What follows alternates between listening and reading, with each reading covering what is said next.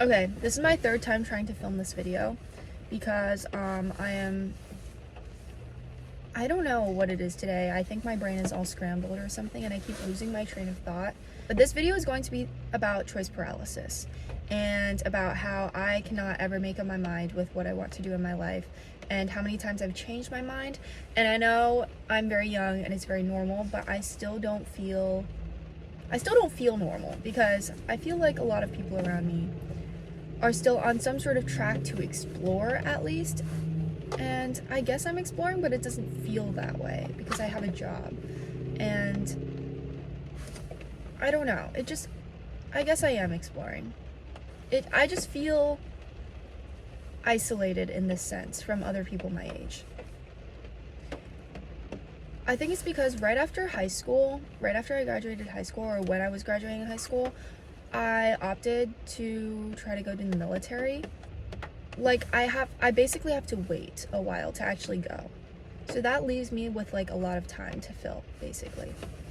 Then I was going to follow my parents to Italy because my parents live in Italy.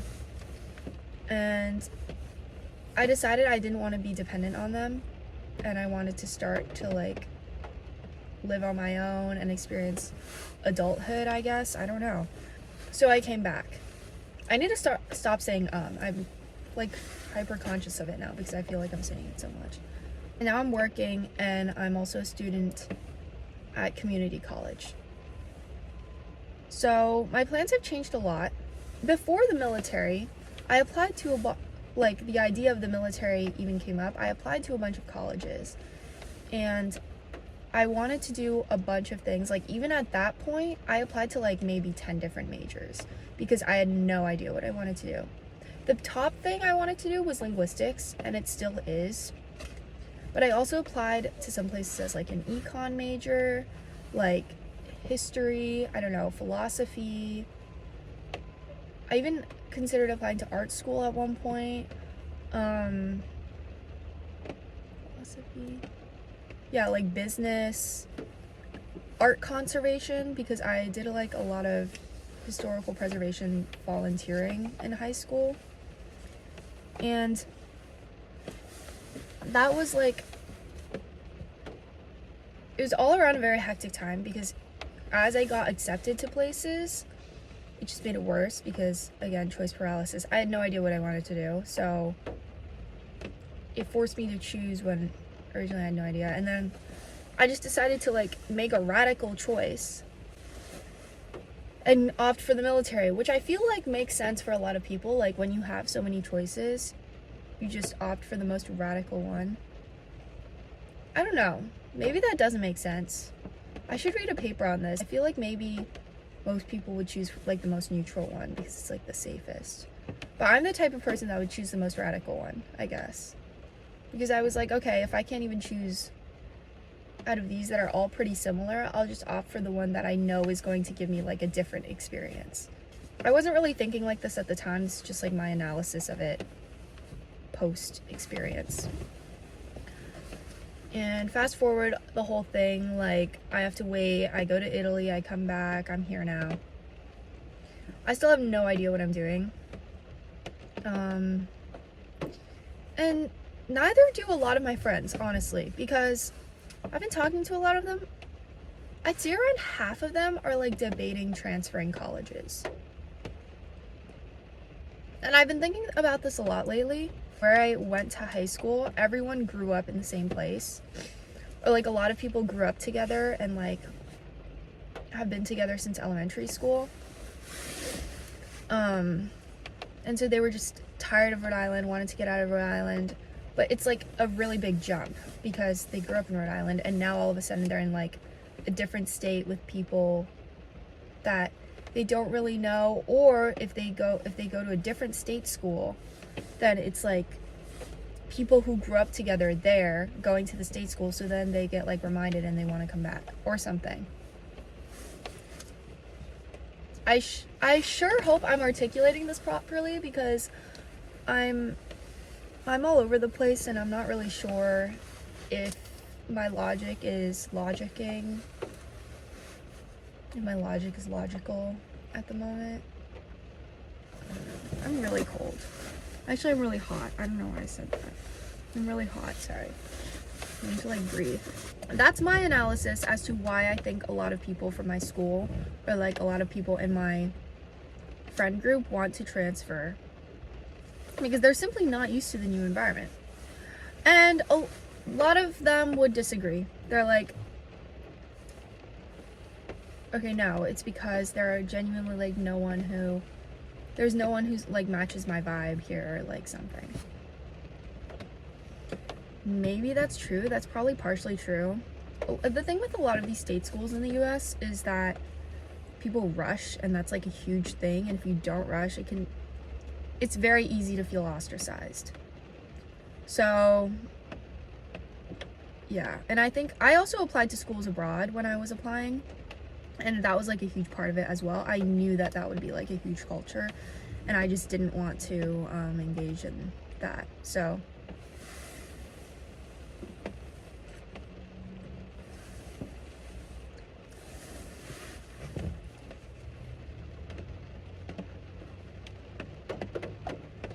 I just completely lost my train of thought. I'm so sorry. Okay, basically the point is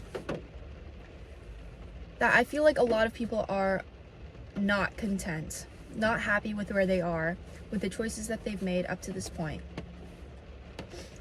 Or they have a lot of regret, even though they're so young. All of us are like 18, 19, by the way. Oh my gosh. Okay. Yeah, all of us are like 18, 19. And so many people are uncontent. Uncontent, discontent, discontent. There is no real reason for us to be discontent. I changed my mind so much. I think I am the most indecisive out of my entire friend group. Maybe I'm not. But see, even the fact that I continue to second guess myself after every single thing that comes out of my mouth should tell you that I am. So I think this is the one thing I can say with like, oh my gosh, that looks so bad. I am the world's most, like, not the world, but maybe my friend group's most indecisive person. I say things and I immediately change my mind, and then I'm like, wait, no, that's not what I meant. Everyone has noticed this. I notice it. I don't like it about myself, but I'm trying to learn to like it about myself, because I've been this way since forever, and I can't change it. So I have to learn to like it about myself, apparently. Apparently that's the rule. So, and I think this is what I've realized, like, I can be unhappy now and be discontent now, but just like acknowledge the fact that I am living a very dynamic life. Like, I am doing something that a lot of people don't have the courage to do. I can change my mind in public, and I'm okay with it. And I can be unhappy, I can be happy. It doesn't matter. They're all just individual experiences that are adding up to be a very dynamic life. And it's true. Throughout my life, I've had my life has already been very dynamic. I need to come up with a better word for that, but I think you get what I'm saying. Dynamic. So I've lived a bunch of places. I've done a bunch of things. I've changed my mind a bunch. I didn't like sports growing up. I can't remember if I told you about that. But yeah, I didn't really like team sports growing up, especially one with like a ball, because I felt like a dog. I felt like very animalistic, very primitive, running after a ball, which sounds really stupid. Like, I get that it's very therapeutic for a lot of people, and it's good for your body, obviously, but I just preferred like more artistic sports. So sports that could also be considered an art, like dance or martial arts. Don't get me wrong, I tried team sports. I tried soccer for a little bit, and I tried baseball. Didn't like either. Yeah, and I also did like swimming, I did dance, I did martial arts. I tried a bunch of things. But I think the ones that I enjoyed the most, but they still didn't stick, were dance and martial arts. Anyway, so yeah, sports with a ball I've always felt like some sort of dog, or like just very animalistic, and like I couldn't escape that mindset. I know, yeah. For me, it wasn't like a release to just play ball. It was like, oh my god, like, this is so humiliating. I'm running after a ball like a dog. And I can't like get out of that mentality. I know that's really weird, and I really, like I said, I really shot myself in the foot with that one, because I would have made a lot of friends had I played team sports, and like I probably would have felt more of a sense of community or something like growing up if I had indulged in team sports. But I just never liked it. I never liked it, and I didn't want to make myself like it, so that's where I am. But yeah, like I said, I don't regret any of it, but I can still be unhappy now while not regretting any of it. I think it's like important to distinguish those two as different feelings. As soon as you start to regret, you start to blame yourself, and that's like the most harmful thing you could do in this situation. I'm not one to give advice, okay, disclaimer, but I'm like talking, when I say like you, I'm really talking to myself, and I'm trying to give myself advice. So yes, like as soon as I start to feel regret, I will start to feel blame. I will start to blame myself. I'll be like, why didn't you? You could have, like, da da da da. So I cannot get myself to do any of that. I have to just accept that that was all part of a very dynamic past, and that it's okay to be unhappy now. It's okay. It's fine. I'm unhappy now. It's fine. It's like, it's all part of one big plan. I don't know what the plan is, but it is. I will eventually have some sort of full circle moment, because before I know it, I know I will be 50 or 60, and I'll be looking back on the whole of my life and be like, wow, the puzzle pieces really did fit together or something. And I will feel okay about everything, and I won't feel discontent like I am now. Or at least I pray not, because no, I won't though. I won't. Because I talked to a lot of people for my job. Actually, I don't want to share that on the internet. Never mind, excuse me. Let me just think for one moment.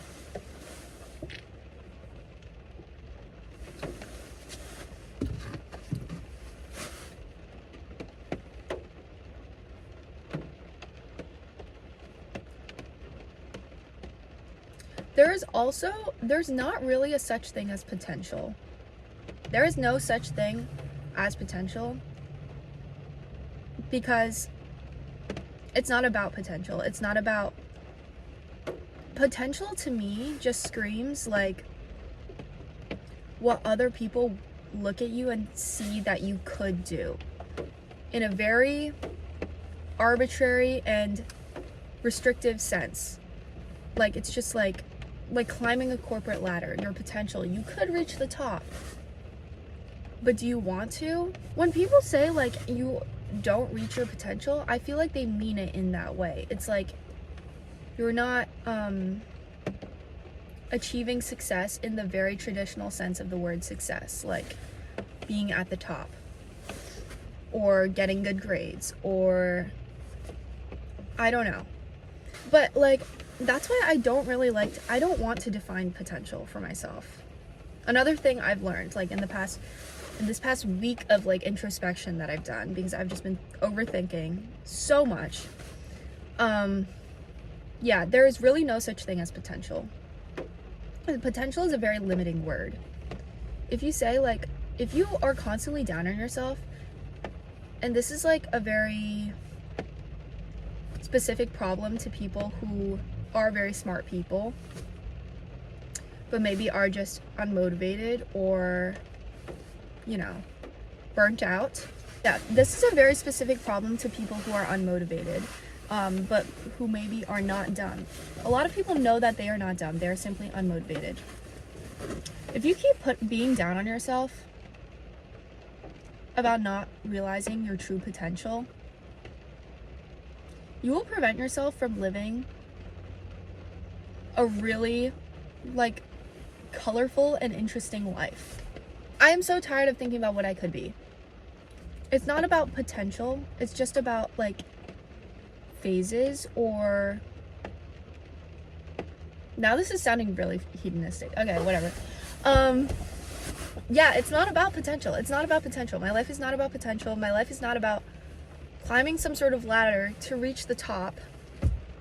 Because a lot of people restrict their lives in that way, in such a, like, linear sense. They just want to, they have a goal, it's over here, they're over here, they're just climbing until they get to that goal. What if you reach that goal and you just aren't happy? You still aren't happy. What are you gonna do then? It's not about potential. It's not about potential. It's not about climbing the ladder. It's not about that. Like, that's not what I want my life to be. I want my life to be just be split up into different parts that each have their merits and their unique qualities and their unique memories, but they're all valued in different ways, and I don't want to value one over the other in a numerical sense, like, or in a hierarchical sense. Like, I don't want the time when I'm young, like, slaving away, like, to build up to this grand pyramid of being, like, CEO or something. Does that make sense? I want them to just be like, oh, this was when I don't know, this was when I was a waitress. This was when I was a broke college student. I'm really trying to think of how I want to phrase this, because there are a lot of, I know this is a fairly simple idea, but I have so many, my brain is just flooded with all of these thoughts all at once, and I can't articulate myself as well as I can. At least I'm way more articulate on paper. Like, I don't know, I just can't talk right. And I'm trying to work on that through hopefully this video or this series of videos that I'm filming. Because I know I have good ideas but I'm struggling. I'm struggling to articulate myself. Anyway, yes. Really not a revolutionary idea to not think of yourself as someone who's not living up to their potential. But I have been doing that for so long, and I didn't even identify that this was what I was doing until, like, yesterday. I was like, I am someone with so much potential, and here I am working a full-time job and not studying hard at a great school for a linguistics degree, which I think I should be, or I don't know. And then I was like, wait, why am I saying that? Like, there is no reason for me to be saying that, because this is a really interesting experience, and I'm just deluding myself. I really am, because I don't know for sure that I would have enjoyed that experience of studying at a really good school for a degree. I don't know that. No one knows that. So I feel like I do a lot of things performatively. This coat makes me look like I have no neck. Does that look better? Okay, the rain is really coming down. I'm gonna have to speak a little louder. I do a lot of things performatively. I'm really fake. I'm really fake. I actually am really fake. Because I talk and I can't escape this feeling. Also not a unique thought. None of these are unique thoughts. I'm just articulating how I feel. Okay? And I already know a lot of people have felt the way I felt and have articulated the way I felt. I'm doing it again, okay? None of these are unique thoughts. People have already thought everything that I'm saying in this video so far. I just want to tell you again. I want to tell you again in my own way. Actually, that is kind of related to what I was saying about being performative. There is this deep-rooted fear that I have that I will never be genuine or a real person, because everything I do is being done for other people or for the appearance. And I can't help but wonder what sort of person I would be if I were like a hermit or like a silent monk. It is a very suffocating feeling I have that I will never truly be an original person. And I know a lot of other people feel the same way. Like I said, not an original thought, I know. But I feel so horrible about it. And whenever I see someone with like a truly revolutionary idea, or not a revolutionary idea even, but just like a good idea, I'm like, that was a good ass idea. Or like, that was a really creative idea. On the internet, in a book, something. Or even just like how a movie was created. And I'm like, wow, this was a really well done movie. Why can't I think like that? This is so original. How am I not that original? But even like the people who people claim are revolutionary in their fields, or like pioneers of a new genre or era or something, they are not original. And I have to keep reminding myself that, because I get really stressed out that I'm not original. And I feel like I adopt a lot of my friends' manners of speech, a lot of, in terms of my style. Like, someone told me recently that I actually have a vibe. And that was like the biggest compliment that anyone could have ever given me ever, because that was like my biggest, I hate thinking that I don't have a vibe. Like, when they think of Noella, it's just like, oh, she's just another one of those da-da-da girls, you know? But she was like, no, like, you actually do have a vibe. That makes me feel a lot better about myself, because that is a really big fear that I have if I don't have a vibe. And I get really scared of that sometimes. I get really scared of that all the time, that I don't have a vibe. So then, and then there are people, I'm really performative in that way. Yes, I am, because I want to be original. And in wanting to be original, obviously I want other people to look at me, and I want the approval of other people, so I'm essentially putting on a performance.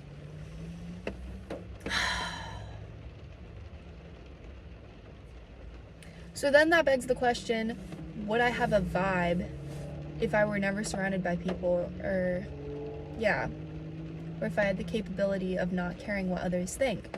So then does everyone who has a vibe care what others think? And then I was thinking about the people who claim that they don't care about what others think, because there's no way of truly knowing. And a lot of them I judge pretty hard. I can't even lie to you. Because I'm like,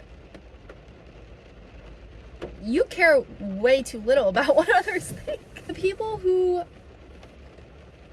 just dress without regard to anything. Like, if you really didn't care what other people thought, like, I could just go outside, walk outside naked, you know, that's like not caring. But that's also performative. Do you see what I mean? Like, it's a horseshoe, isn't it? The people who really don't care and they just wear these exotic outfits, or these crazy outfits, or people who are just like, I don't know, widely criticized groups. Like furries. I feel like furries are actually a good example of this, because a lot of people criticize furries. But then they're some of the most defensive people, I feel. Because they're purposefully trying, okay, maybe this does not apply to furries, actually. This applies more to like the individual people that I'm referring to, maybe not entire groups. But yeah, they go outside, dress like all crazy, or like do the crazy things that they know will get judgment, or like the people who have like their partner on a leash, or something crazy like that, you know, that you wouldn't see in public. And they're like, oh, it's because I don't care. And then as soon as you say something, you say your opinion about it, or I don't know, even if you don't say anything at all, they get very defensive. They get very defensive very fast. So I've been thinking about this, because I don't want to be performative. But at the same time, not being performative is a performance. So either way, it's a trap.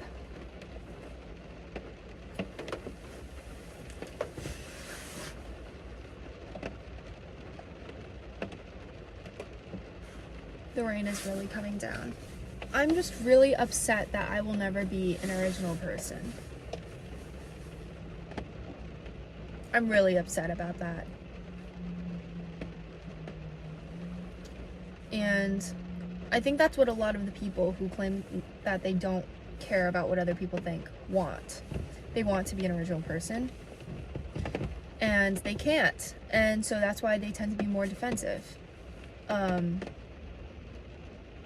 As soon as you start judging them. Because as soon as you start judging them, you're connoting that they're part of a group or something. Like, or you're making assumptions about the type of person they are, which connotes that they're part of a group. Does this make sense? So, I don't want to live in a linear fashion where I have a goal and I reach it and then I find another goal. I want to just think of my life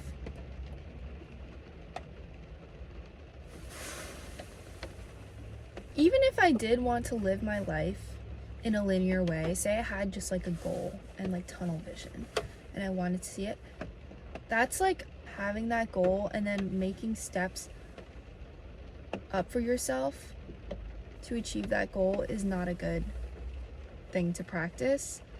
Like, just being very open to different ways that you might achieve that goal is better. Let me elaborate. That made no sense. That made absolutely no sense. Okay, like, do things that you wouldn't usually do. You have to go out of your comfort zone. Not even go out of your comfort zone within the steps to achieve that goal. I mean, go out of your comfort zone as in completely diverge from that goal or from the path that you were going to take from that goal and just go and do something else for a little bit. Like, you have to.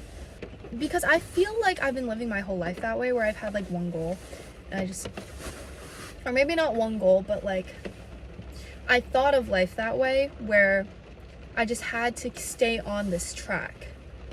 I just had to stay on this track. I had to like get good grades so I could get into a good college, so I could study what I wanted and get a good job. Like, that was what the track was. If you just do something that is completely apart from that track, just takes you on a new route completely, you'll probably feel a lot better about yourself in the end. You probably will. That's just what I've heard from the people, from the older folks that I've talked to, but also just from my own experiences, because I've done that in the past and it's been rewarding, and this is what I'm doing now. And even though I'm unhappy now, I can acknowledge that this is a better choice than just living a monotonous life. I don't want to live a monotonous life. Do you want to live a monotonous life? Like, imagine just living your whole life being set out to be a doctor, studying to, like, doing well in all your bio classes in high school so you could get into a good college, and then like doing lab research in college so you could get into medical school. Just imagine that. People realize this way too late in their lives. They realize this in the middle of their lives when they're having their midlife crisis and when they decide suddenly to buy a Ferrari with their like retirement money. It makes you manifest it in a terrible way, in an irresponsible way. But when you're young, you have time. I'm saying this as an 18-year-old. Like, I am acknowledging this. I'm fully aware that I have time. I'm fully aware that I have all the time in the world. I can take time off if I want to. I can go be a street artist, a street musician if I want to. I could busk if I want to. I don't know. Like, everything is a novelty when you're 18. That actually gives me a lot of hope. Because no matter what I do right now, it probably will be new to me. And that in and of itself is exciting. Don't get me wrong, you have to make it exciting for yourself, but that in and of itself is exciting. So, I know that was like a really broad video and really unoriginal content. Unoriginal content, really broad video. Very sorry. But I'm also not really sorry because I'm reminding myself. The more I talk about why I should be content in where I am, the more content I actually become. And I think this is just my way of coping personally, which I'm fine with. Like, I am fine with doing this. There are way more destructive things that I could be doing to cope. So, yes, I'm perfectly fine with just talking to a camera and sharing with my friends about how I feel. All right, that's it. I've been filming for a while now, so I'm going to stop talking, and I hope you have a great rest of your day. That's kind of it. Okay, bye.